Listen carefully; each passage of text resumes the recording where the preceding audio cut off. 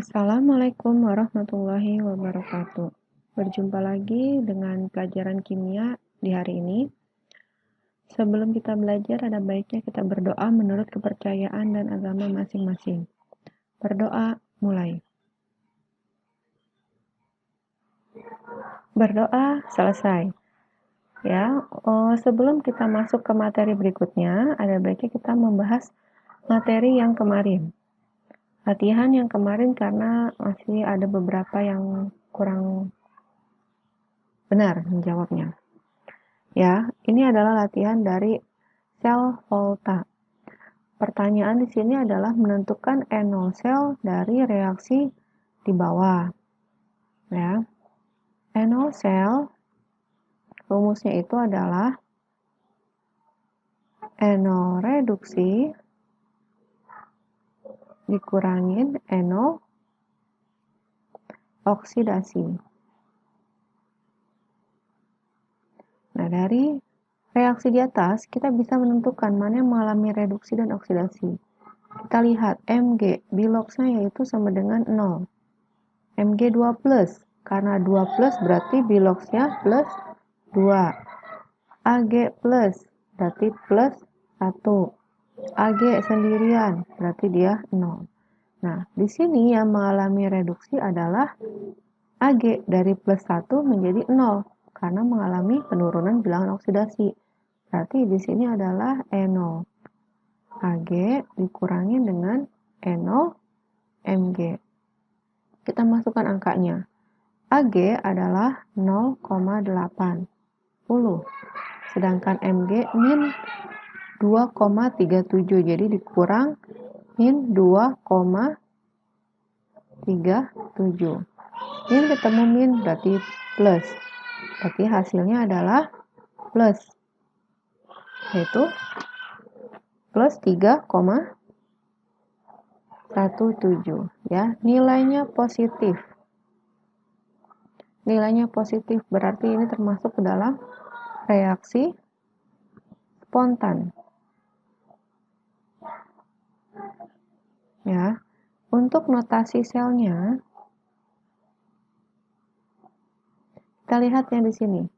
Ya, yang ditulis adalah Mg menjadi Mg 2+, Mg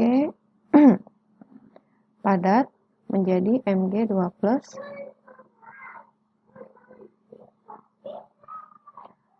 lalu di sini ada garis 2 ini menandakan jembatan garam sesuai dengan peralatan sel volta. Menjadi lalu ada Ag plus menjadi Ag. Ya.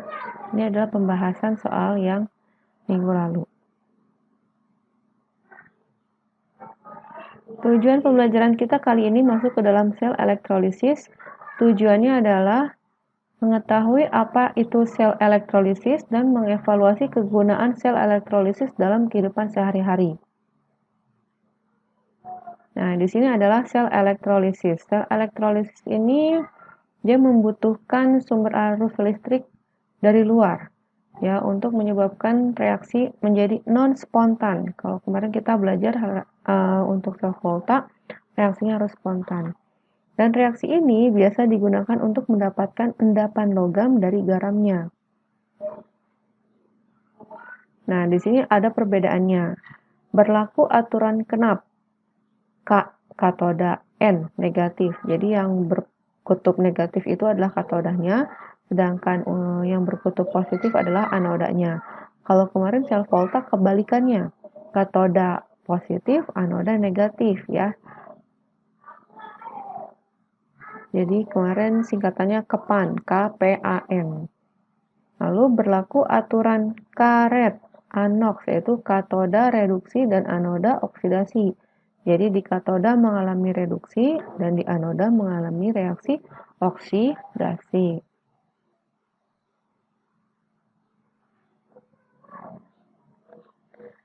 Kita lanjut.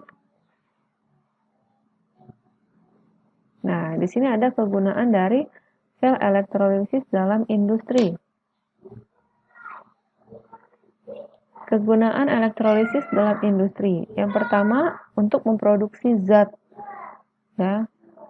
Yang kedua, pemurnian logam, contohnya pemurnian tembaga. Ini produksi zat, kita bisa mendapatkan zat seperti aluminium, atau seng, atau litium. Lalu penyepuhan, nah ini kita kenal dengan electroplating. Kalau kita pernah melihat penyepuhan emas, ya, ini menggunakan prinsip sel elektrolisis. Atau kita pernah melihat kaleng. Kaleng itu ada yang nggak karatan. Kenapa? Padahal dia logamnya logam yang mudah berkarat. Karena dilapisi atau disepuh sebenarnya dengan logam yang tidak mudah berkarat. Untuk elektrolisis lelehan garam. Nah, ini adalah reaksinya. Nah, contoh pertama. Jadi elektrolisis itu bisa berupa larutan ataupun lelehan. Nah, bedanya kalau lelehan ini tidak ada campuran dengan air. Jadi murni garam dilelehkan. Ya, ini adalah reaksi dari lelehan garam. Ya, di sini ada lelehan CaCl2. Ca2+ dan Cl-. Ya, dia menjadi ion Ca2+ dan Cl-. Di katodanya yang negatif adalah ion positifnya, yaitu Ca2+ menjadi Ca.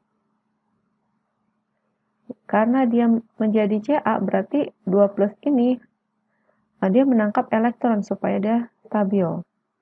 Nah, sedangkan si Cl-, dia karena menjadi Cl2, minnya elektronnya biar dia sama-sama netral, makanya dia melepaskan elektron. Ya, jadi kalau digabungkan dia menjadi Ca2+ tambah dengan C2 Cl-.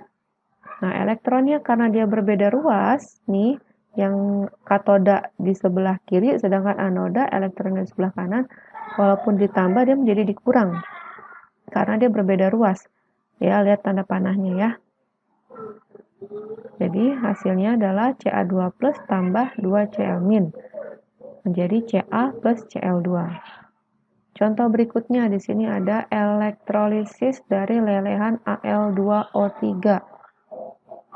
Al3+ ya menjadi Al3+ dan O2-. Nih, karena dia 3+, muatannya 3+, biar sama-sama dengan di sini muatannya sama-sama netral, maka dia menangkap elektron. Plus ketemu min, dia menjadi netral muatannya. Lalu oksigen O2-, karena di sini bermuatan negatif, mana kalau kita menaruh elektron di sini bermuatan negatif, berarti muatan negatifnya bertambah. Tapi kalau kita menaruh elektron di sebelah kanan tanda panah, elektronnya berarti dia sama-sama bermuatan negatif. Ya, jadi ruas kiri dengan ruas kanan tanda panah muatannya itu harus sama. Tuh. Nah, kita lihat juga di sini. Untuk Al di sini 3 elektronnya, sedangkan untuk oksigen di sini 4. Makanya biar menjadi sama dan elektronnya nanti bisa kita coret, ini sama-sama dikalikan, di sini kali 4, di sini dikali 3. Jadi di sini elektronnya jadi 12, di sini elektronnya jadi 12, jadi sama-sama nanti dicoret ulang. Ya. 4 ini dari perkalian ini, 4 kali Al3+ tambah, nah ini 6 ini dari 2 dikali 3, 6 O2- menjadi Al-nya 4 ya, yang di sini kan 1 dikali 4 jadi 4 Al, ditambah 3, ini O2 jadi tambah 3 O2. Ini untuk reaksi lelehan. Nah, bagaimana untuk elektrolisis larutan? Nah, kalau ini dia larutan, ini dia menggunakan air ya. Ini menggunakan air. Ada aturannya. Bila kation dari golongan 1A, Li, Na, K, 2A, Mg, Ca, Sr, Ba, atau Al atau Mn2+, maka kation tersebut tidak direduksi, tapi air yang direduksi. Jadi nanti reaksi yang ada di katoda adalah reaksi air ini. Air menjadi 2OH- dan H2. Ya, gas H2. Bila larutan asam yang ingin dielektrolisis, berarti reaksi yang terjadi adalah H plusnya yang mengalami elektrolisis. Nah, nanti kita ada contoh soalnya. Atau ion-ion logam lainnya yang tidak termasuk kelompok di atas direduksi menjadi logamnya lalu mengendap pada katoda. Nih ya, kecuali logam alkali tadi golongan 1A, 2A, Al dan Mn. Nih, sorry. Nih, ini yang direduksi adalah nanti airnya, reaksinya adalah ini.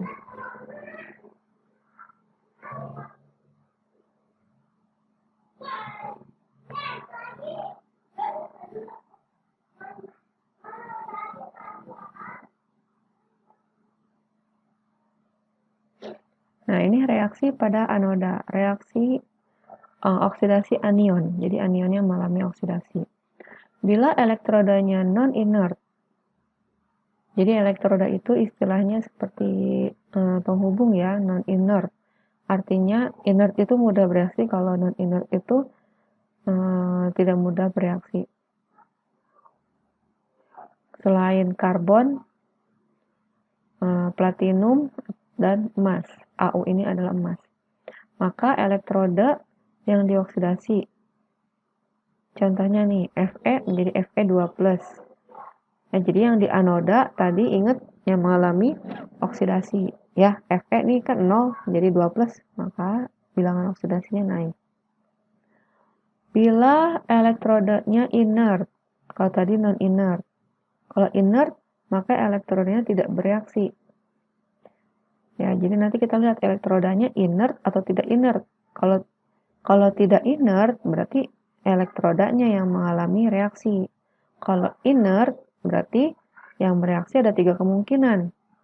Yang pertama ada OH-, ya. Bila anionnya berupa asam, seperti SO4 2-, NO3-, PO4 3-, itu air yang dioksidasi, H2O. Bila anionnya berupa sisa asam non-oksi seperti Cl-, Br-, I-, maka anionnya yang dioksidasi adalah sisa asamnya itu sendiri. Ya. Oke, di sini ada contoh.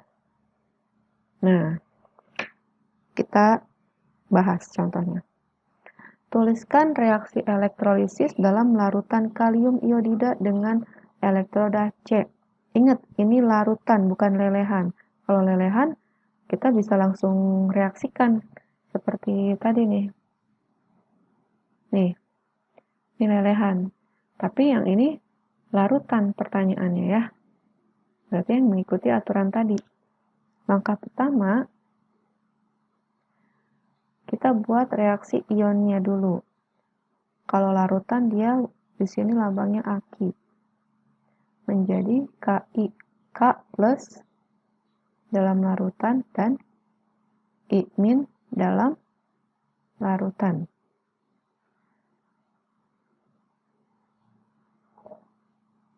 Di katoda dia tadi mengalami reduksi ya, kebalikannya dengan anoda. Di katoda kita lihat di sini adalah K plus. K plus adalah golongan 1A.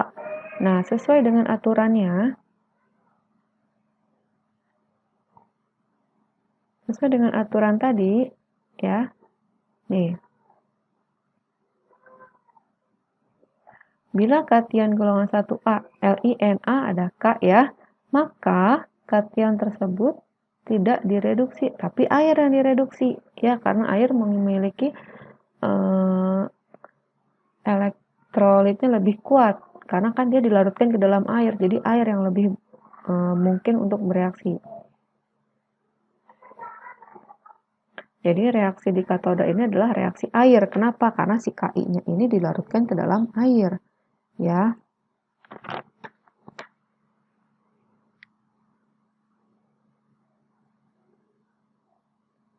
H2O. L itu liquid, artinya dia cair. 2 elektron menjadi H2 plus H2. 2OH-. Kalian lihat reaksinya tadi di slide yang tadi ya. Nah, untuk anodanya,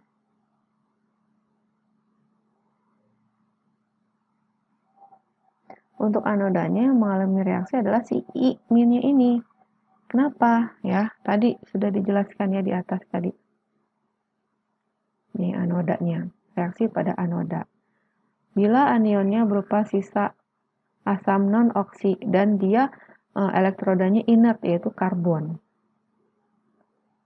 Ini elektrodanya inert ya, elektrodanya karbon. Cek. Berarti yang mengalami reaksi yaitu si I-nya sendiri. I-, menjadi I2.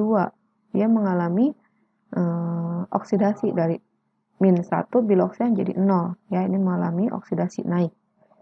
Karena di sini ada muatan 1, berarti kita tambahkan di sini elektronnya 1.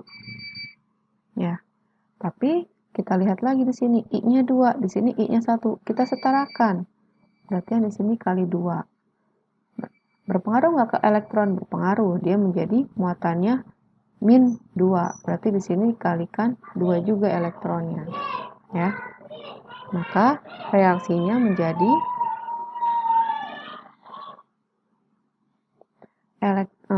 nah di sini elektronnya kita bisa coret. Kenapa? Karena beda ruas.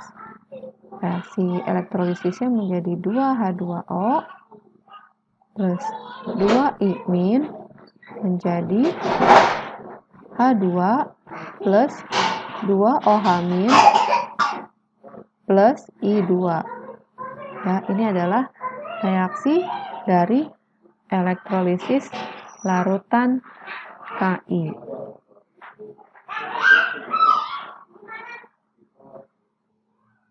Untuk yang nomor 2 kita lihat di sini ada larutan AgNO3. NO3-nya harusnya kecil ya. AgNO3 seperti ini. Dan ini adalah larutan, berarti aki. Kita buat reaksi ionisasinya menjadi Ag plus dan NO3 min. Ya. Nah, reaksi di katoda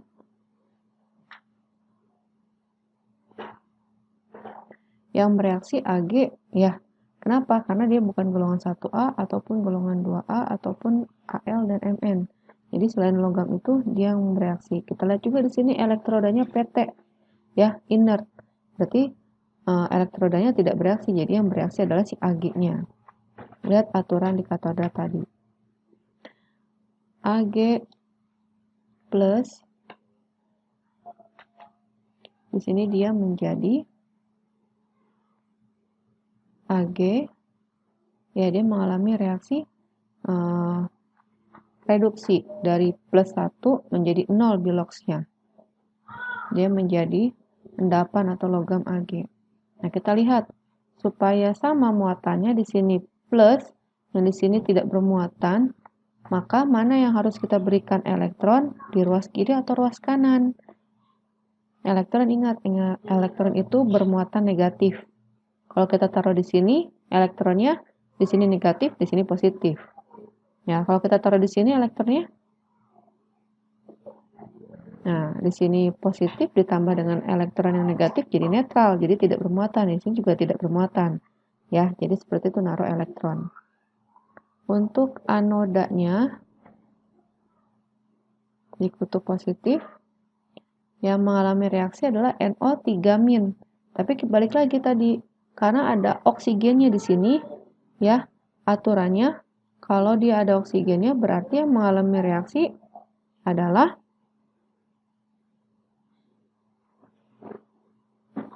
di sini. Ya, adalah air yang mengalami reaksi oksidasi.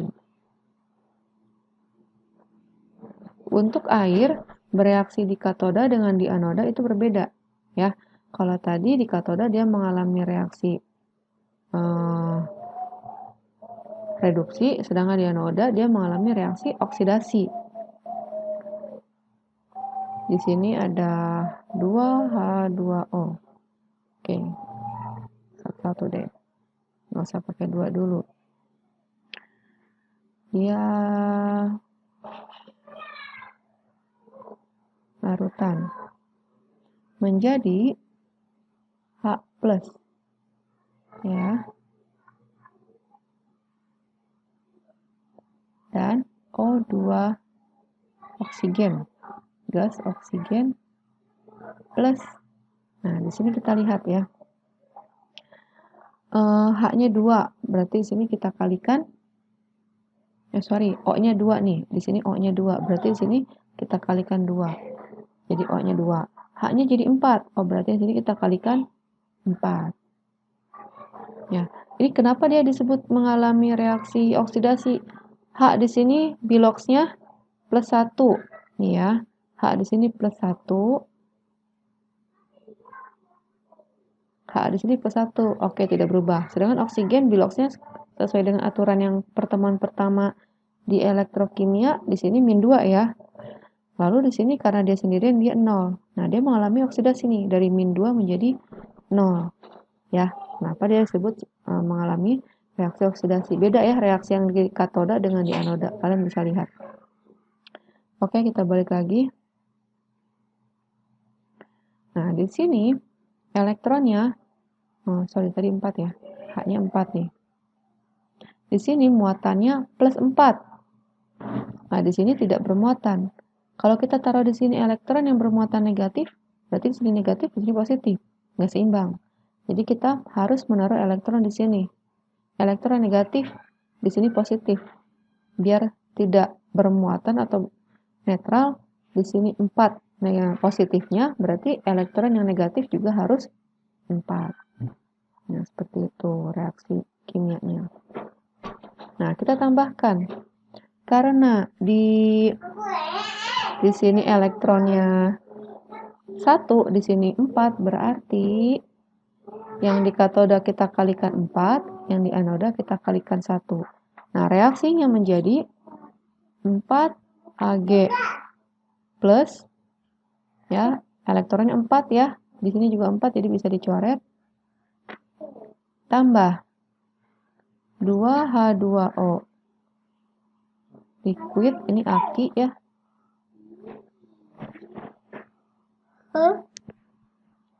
Kok bisa kayak gitu? Nah, di sini Ag 4 Ag ya dikali 4 ditambah 4H plus, di sini 4 nih kita turunkan. Duitnya banyak. Ditambah O2 ya. Ini adalah gas dari oksigen dihasilkannya. Ini adalah jawaban dari contoh soal yang tadi ada di PowerPoint. Selanjutnya,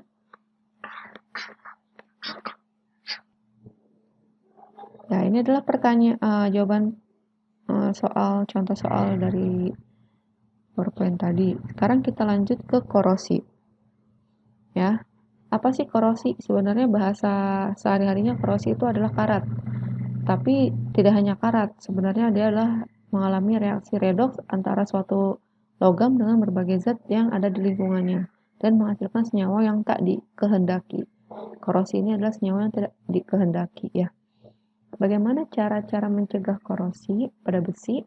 Yang pertama, kita bisa mengecatnya. Contohnya pagar ya, pagar itu supaya tidak mengalami karatan yang bereaksi dengan air hujan ataupun oksigen yang ada di udara, maka perlu dicat.